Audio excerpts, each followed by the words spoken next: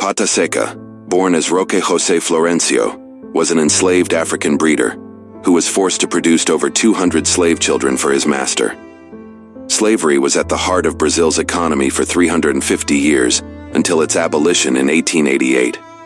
The country imported more enslaved Africans than any other nation, with approximately 5.5 million brought between 1540 and the 1860s. Slaves were so crucial to the economy that they did all the work, everything. While the white Brazilians did nothing, this country was also the last to abolish slave trade in history. Following the prohibition on the importation of slaves into the United States after 1808 indeed limited the supply of slaves in the country. This coincided with the invention of the cotton gin, which facilitated the expansion of short-staple cotton cultivation in the uplands. Consequently, lands throughout the Deep South were cleared for cotton cultivation. Enslaved Africans played a vital role in the agrarian economy. They were employed in sugar plantations, gold mines, cattle ranches, and food production. However, with the cessation of the slave trade and the high mortality rate among slaves subjected to grueling labor, there was a significant decrease in slave population. This shortage of slave labor posed a challenge to both economies, which had become heavily dependent on it. Soon, slave masters needed a solution, and they needed it fast. This led them to some rather sinister alternatives. Their corrupted minds and collective greed birthed an unimaginably inhumane solution that could only be conceived by a mind that saw the enslaved people not as people, but as mere commodities. They began to evaluate the fertility of slave women in order to breed slaves. The women were intermittently forced to birth large numbers of children who would go on to fulfill the supply shortage. Slave breeding was a horrific aspect of slavery, where slave owners manipulated the reproductive lives of enslaved people for profit. This practice involved forced sexual relations between male and female slaves, and sometimes even between masters and their female slaves.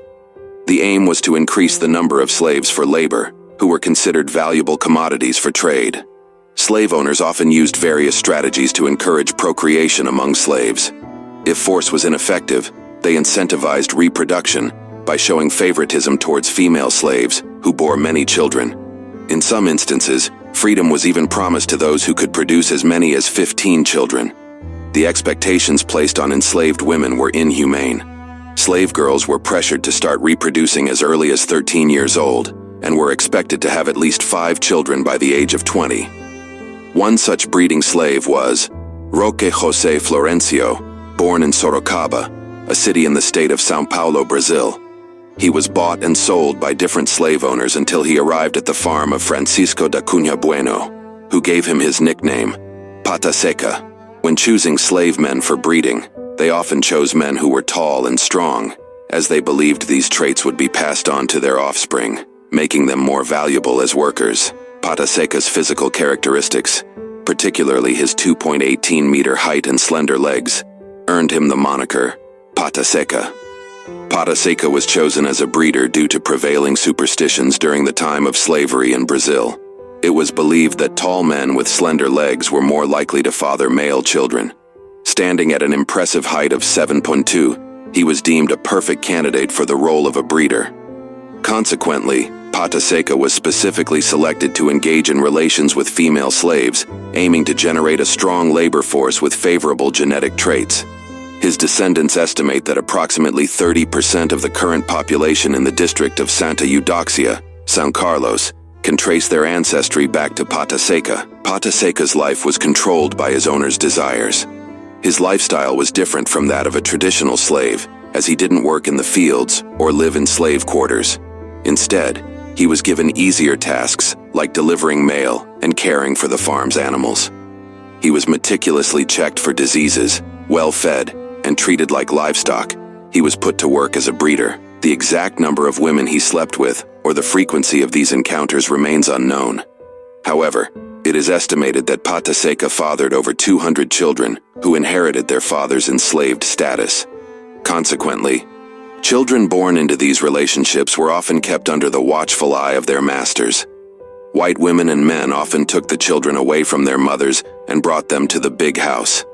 At first, they used them as servants who carried out domestic chores and worked long hours. This way, The masters controlled what the children ate. They wanted to make sure the children would be fit to carry out different tasks. When they grew up, many of these children would later be used as potential slave breeders, especially the boys, just as their mothers were forced to reproduce. This was very traumatic, but it was a huge part of enslaved people's life. These children would go on to live miserable lives of servitude. Adopting their father's enslaved status, they were often put to work at unimaginably young ages, forced to work on plantations and farms, and endure backbreaking labor. Others were sold for profit on the slave market. These children never got to experience a proper childhood, never got to know their father, and were stripped of their innocence at an age where nobody should be. The sheer volume of Pata Seca's offspring has made determining or verifying his descendants difficult. Half of the time, even Pata Seca couldn't tell his children apart from those of other slave breeders. These children would go on to form the bulk of the workforce, working on cotton fields, farms, and domestic households. They faced mental and physical abuse at the hands of their masters and were even denied basic privileges such as education because slave masters believed educated slaves could become a threat to the very institution of slavery. However, Pata Seca finally witnessed the abolition of slavery in Brazil in 1888 and became a free man at the age of 60 and married a woman named Palmyra, whom he loved and respected. Together, they had 9 children and formed their own family. For his service in breeding hundreds of children, Pata Seca was awarded a piece of land by his former owner when slavery was finally abolished in Brazil.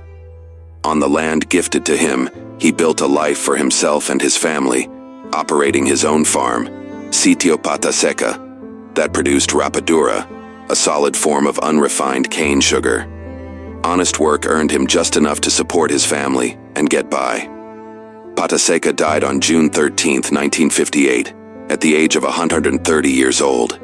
He died peacefully in his bed in Santa Eudoxia, São Carlos, São Paulo, Brazil.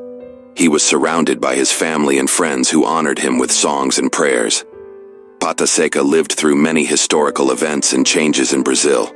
He witnessed the end of slavery in 1888, the proclamation of the Republic in 1889, the rise and fall of several presidents and dictators, 2 world wars, and many social movements.